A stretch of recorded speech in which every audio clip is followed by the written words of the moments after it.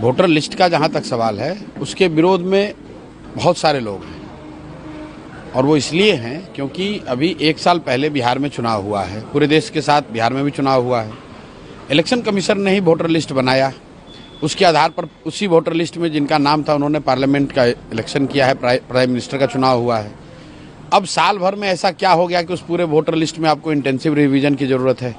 भाई हम लोग की तो यही मांग है कि जो 2024 में लोकसभा चुनाव के लिए जो वोटर लिस्ट का इस्तेमाल किया गया है, उसी का इस्तेमाल इस बार भी होना चाहिए।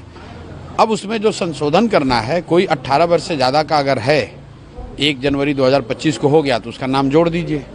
अगर किसी की मृत्यु हो गई है या कोई पलायन कर गया है, छोड़कर चला गया है, उसका नाम काट दीजिए। इसके अलावा और कोई उसमें संशोधन की ज़रूरत समझ में नहीं आती है।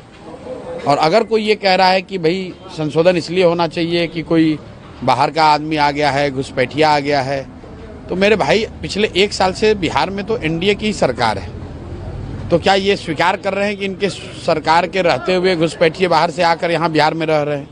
बाहर से लोग आ गए, रिफ्यूजी आ गए, शरणार्थी आ गए, आतंकवादी आ गए, कौन आ गया? और आया तो क्या यहाँ बिहार सरकार सो रही है? बीजेपी वाले जो ऐसे बेवकूफ लोग हैं, अरे भाई अगर घुसपैठिए बिहार में आ गए तो सरकार तुम चला रहे हो, तो घुसपैठियों को क्यों नहीं पकड़ा?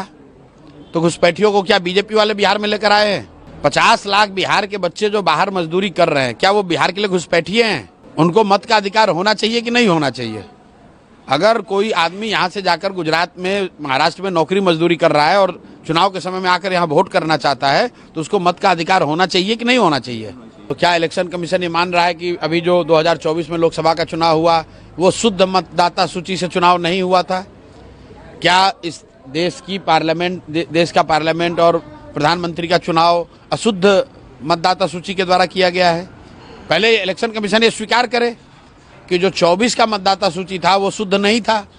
आप कह रहे हैं कि हम इलेक्शन मतदाता सूची को शुद्ध कर रहे हैं, तो अभी साल भर पहले भी तो आप ही ने बनाया था, तो क्या वो शुद्ध था? उसी से पार्लियामेंट का इलेक्शन कराए थे।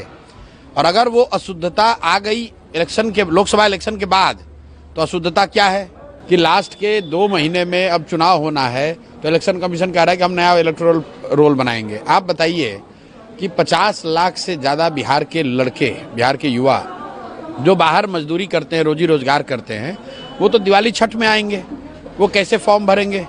मुझे किसी ने कहा कि वो इलेक्शन कमीशन कह रहा है कि उसको इंटरनेट पे भर देंगे। अरे भाई, जो मजदूरी कर रहा है कोयम्बटूर में, जो मजदूरी कर रहा है सूरत की फैक्ट्रियों में, वो बेचारा कहाँ से समय निकालेगा, कैसे इंटरनेट पे इसको भरेगा? तो ये इसका बिल्कुल हम लोग विरोध करते हैं।